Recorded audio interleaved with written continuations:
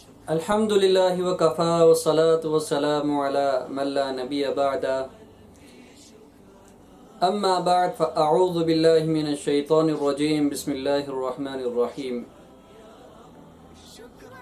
سابقوا إلى مغفرة من ربكم وجنة عرضها السماوات والأرض أعدت للمتقين صدق الله العظيم.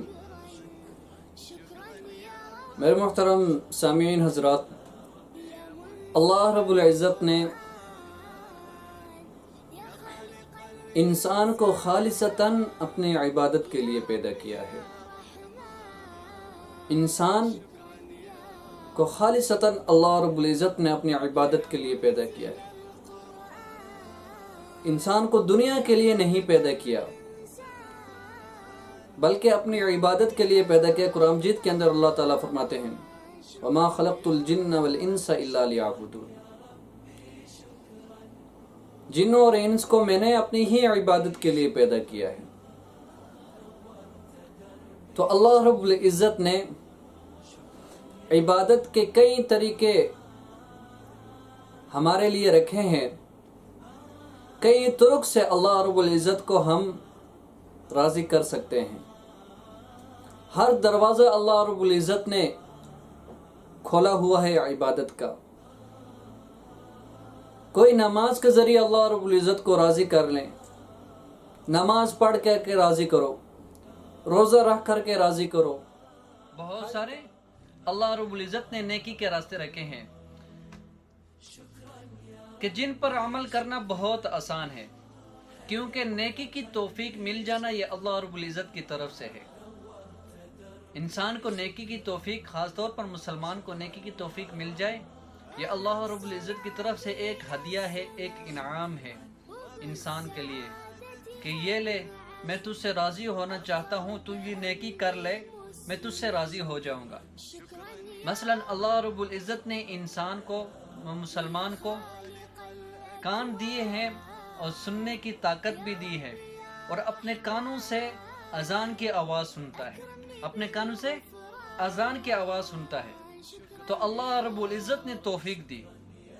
اللہ رب العزت کی توفیق، اللہ رب العزت کی طرف سے توفیق مل رہی ہے کہ اذان ہو گئی ہے، ابھی چلو نماز کی طرف، ابھی چلو نماز کی طرف. یہ اللہ رب العزت کی طرف سے توفیق ہوتی ہے. اور پڑھنا نہ پڑھنا وہ انسان کے اپنے بس کی بات ہے، لیکن اللہ رب العزت نے توفیق دے دی ہے. اللہ رب العزت، تو اللہ تعالیٰ نے انسان کے لیے دو راستے رکھے ہیں، فَأَلْهَمَهَا فُجُورَهَا وَتَقْوَاهَا، کہ دو راستے رکھے، ایک نیکی کا راستہ ہے، ایک برائی کا راستہ ہے، ایک تقوی کا راستہ ہے اور ایک فسق کا راستہ ہے. تو انسان کے لیے اللہ رب العزت نے عقل بھی دے دی کہ وہ اپنی عقل سے جس راستے پر چلے گا اسے اس راستے کا اختتام پر خود معلوم ہو جائے گا کہ مجھے کس راستے پہ چلنا چاہیے تھا اور میں نے کیا کیا.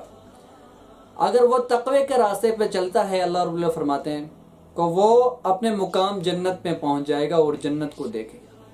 اگر وہ برائی کے راستے پہ چلتا ہے، بدی کے راستے پہ چلتا ہے، وہ اپنا مقام جہنم میں دیکھ لے گا. تو اللہ رب العزت نے عقل دی ہے، اور اللہ رب العزت کی طرف سے نیکی کی توفیق بھی مل جائے تو میرے محترمو اس نیکی کو فوراً کر بیٹھو.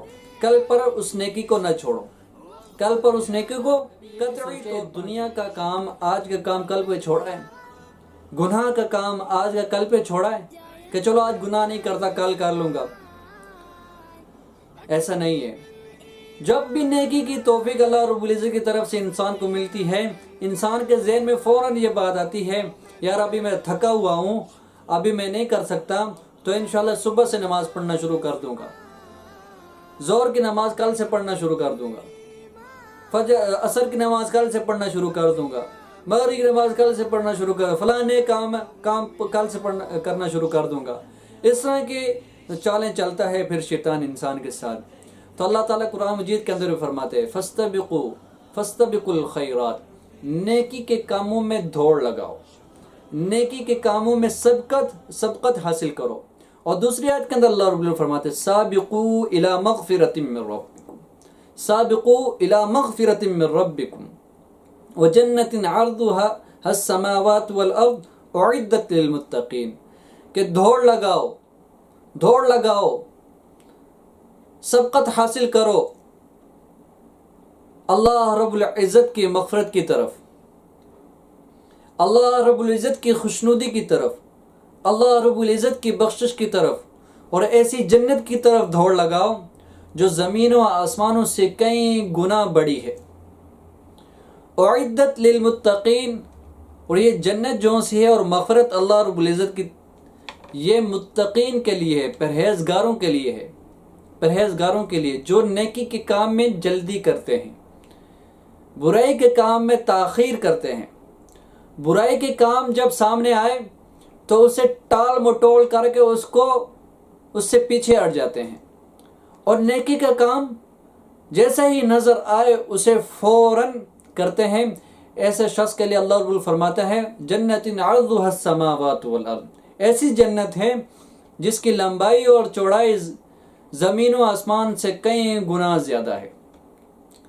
تو یہ شیطان کے داؤ کے اندر نہ آئے، جب نیکی کی توفیق مل جائے تو فوراً اس نیکی کو کر بیٹھو، کل پہ نہ چھوڑو۔ یہ انسان بڑا نورانی چال چلتا ہے، شیطان بڑا نورانی چال چلتا ہے کہ انسان کہتا ہے کہ کل کر لیں گے، آج تلاوت رہنے دو، کل انشاءاللہ تلاوت کریں گے۔ نیکی کا داعیہ اللہ رب العزت کی طرف سے ایک مہمان بھی ہوتا ہے، نیکی کی داعیہ اللہ رب العزت کی طرف سے انسان کے لیے ایک مہمان بھی ہوتا ہے۔ آج آ گیا تو کل ہو سکتا نہ آئے، آج نیکی کی توفیق مل گئی، کل ہو سکتا ہے زندہ رہے کہ نہ رہے، آج نیکی کی توفیق مل دے، کل ہو سکتا ہے صحیح سلامت رہے کہ نہ رہے، شاید ہو سکتا ہے کسی بیماری کے اندر مبتلا ہو جائے، شاید ہو سکتا ہے کسی پریشانی کے اندر مبتلا ہو جائے جس کی وجہ سے وہ نیکی نہ کر سکے۔ تو یہ اللہ رب العزت کی طرف سے مہمان ہوتی ہے نیکی، اللہ رب العزت کی طرف سے اکرام ہوتی ہے نیکی، اللہ رب العزت کی طرف سے توفیق ہوتی ہے نیکی۔ تو جب نیکی کی توفیق ملے تو فوراً اس نیکی کو کر گزرو، کل پہ نہ چھوڑو۔ تو اللہ رب العزت مجھے آپ کا عمل کرنے کی توفیق عطا فرمائے۔ وآخر دعوانا ان الحمد للہ۔